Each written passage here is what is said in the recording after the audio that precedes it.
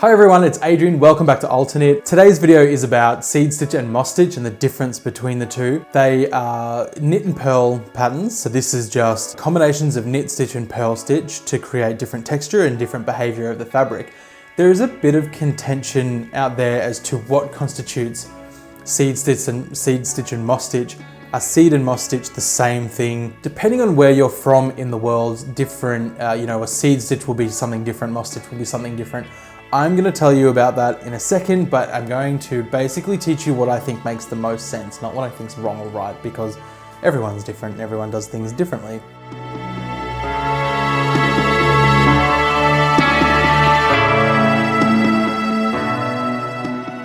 Seed stitch is a flat and reversible fabric, which means it sits flat after you knit it, no blocking required, unlike stockinette, which tends to curl up a bit.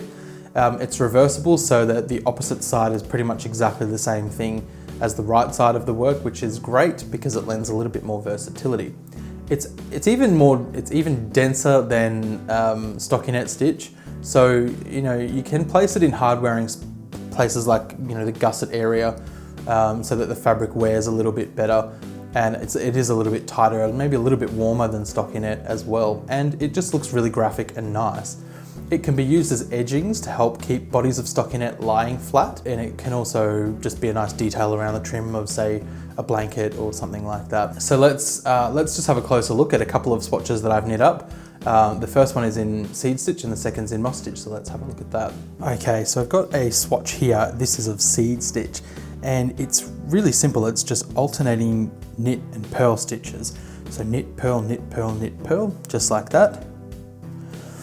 And here I have a swatch of what in North America is considered moss stitch. Now this in the UK and even in Australia is considered moss stitch. So this is where it gets a little bit confusing, and I'll show you the difference between the two and how they're structured. So first of all, let's review. We've got a blank card here. We know that every time we do a knit stitch, it creates a purl stitch on the other side of the fabric. So that's where it comes into reversibility. If we're going knit, purl, knit, purl, knit, purl, on the reverse side we're going to have purl, knit, purl, knit, purl, knit, and the pattern is pretty much the same. So what we need to do is cast on multiples of 2 plus 1. You'll never see it written like this, but essentially what we are looking at is multiples of 2 plus 1. So if you are knitting a gauge swatch and you find that you get 5 stitches per inch, and you need your project to be 10 inches long, all you're going to do is multiply 5 by 10 to get 50 stitches. So 50 stitches is an even number. So all you need to do is 51 stitches. So it's the 50 was the even number, multiples of 2 plus 1. And I'll show you why you need to do uneven stitch numbers. So say we're going to start knitting seed stitch now, and we've cast on 51 stitches. We're going to start with a knit, then a purl stitch, then a knit, then a purl stitch, and go all the way until we get back to knit. If we had an even number of stitches, we would end on a purl. So as we know that every time there's a knit stitch on one side of the work, you're going to get a purl stitch on the other, we end up with the first row that follows this pattern along. So when we're going to do row 2, we then knit, purl, knit, so on and so forth. So then the next row on this side of the work, not turning the work, will be a purl, which was the last stitch you knit on the other side, which was a knit stitch. And so when you start on this side, you're going to knit a knit stitch. So when you're doing seed stitch, or this knit 1, purl 1 on an uneven rows, you will start every row with the knit stitch, and that makes it pretty simple. If we're looking at moss stitch, comparing that to the seed stitch, it's essentially exactly the same thing. It's just knit 1, purl 1, knit 1, purl 1 all the way across. But you're going to do this with an even number of stitches. So we're going to start knit, purl, knit, purl, so on and so forth, but we're going to end on purl, which of course means that on this side of the work we're going to end on a knit stitch. What we want to do now is start this row on a purl. What we're essentially creating with moss stitch are very small segments of ribbing essentially. So these rows will start knit, knit, purl, purl, knit, knit, purl, purl, like that. So we're essentially going to get knit stitch, purl stitch, purl stitch.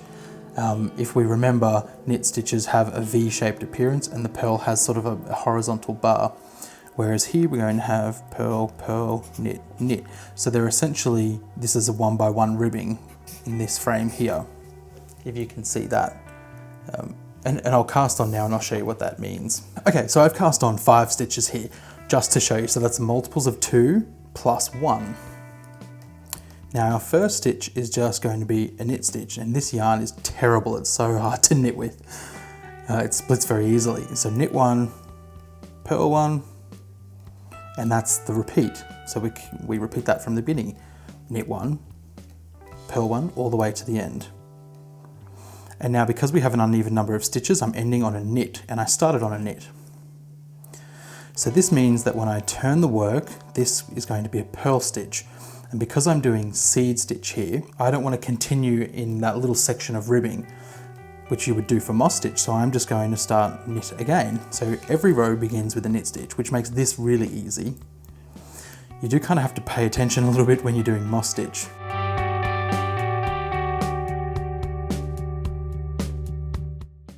We're ending the beginning and we're ending on a knit for every single row. So I'm just going to knit it up a little bit here so that you can kind of see the pattern begin to emerge. I chose this yarn because I thought it would have good stitch definition, and it kind of does, but under this light it's a little bit shiny and distracting, and it is really splitty. Will that be enough to see? We've done a few rows here. Not really. It is a little bit difficult to see on this yarn. I really probably should have picked a different one, but a little schematic of what you're supposed to end up with is a bit of a pebbly, sort of pattern here, much like seeds sown along. I'm not a farmer, I don't know what those things are called when they make a little trench to sow the seeds. They're kind of along the work, it looks like seeds that have been sown, hence the name seed stitch. So all right, what I'm going to show now is how to do moss stitch. So again, I'm going to cast on 5, so I've already got 1 with my slip knot, 2, 3, 4, 5 stitches, which already split. This stuff would be a nightmare to actually knit a project in. Okay, I've got my mammothly long tail that I'll get out of the way here. So row number 1 is going to be exactly the same as for seed stitch.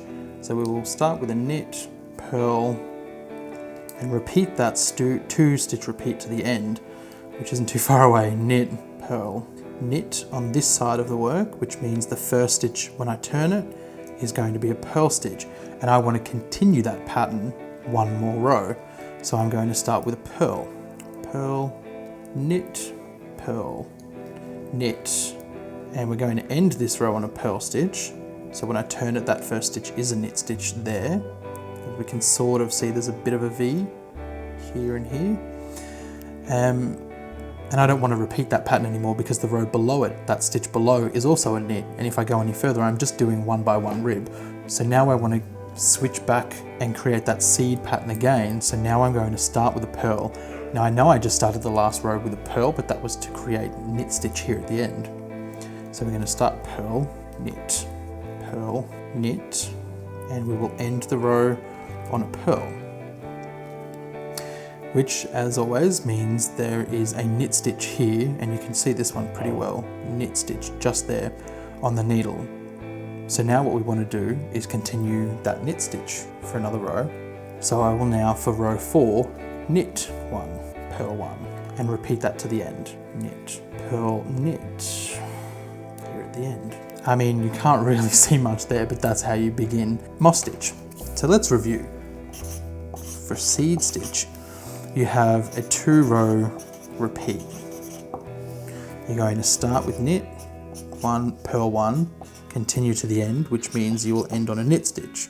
That's for row 1. For row 2, you will also start on a knit stitch and go all the way to a knit stitch. So really, it is kind of a 1-row repeat with a 2-stitch repeat. This is the knit and the purl. Gosh, that's messy. Looking at moss stitch, it's a little bit more complicated. We have a 4-row repeat. Row 1 is knit, purl, continue on until you have purl. Then you're going to start with purl, knit, continue until you have knit.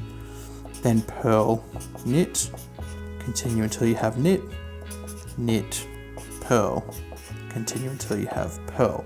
The key thing here is that it's even number of stitches, and seed has odd number of stitches. Seed stitch,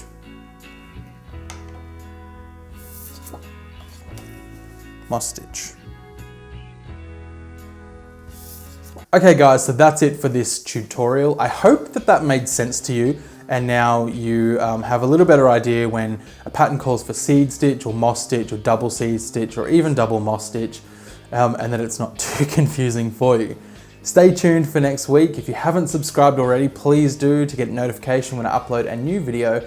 And I'll see you next week for a podcast. Bye.